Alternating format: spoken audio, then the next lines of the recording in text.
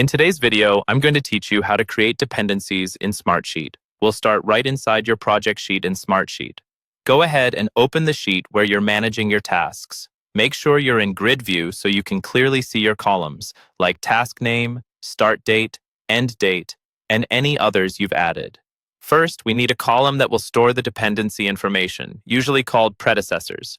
To do this, move your cursor to the column header area where you see the existing column names and click on the highlighted plus or add icon to insert a new column.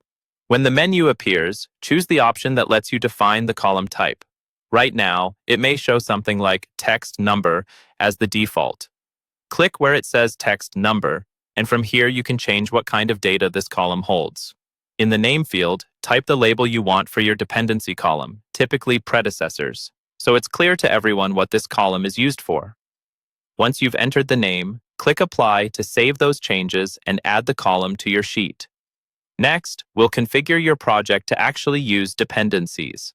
Look toward the top of the sheet for the project settings or the settings gear icon and click on the highlighted option there.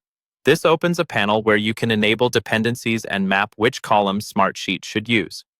Inside this settings panel, click on the highlighted dependencies or similar checkbox to turn this feature on.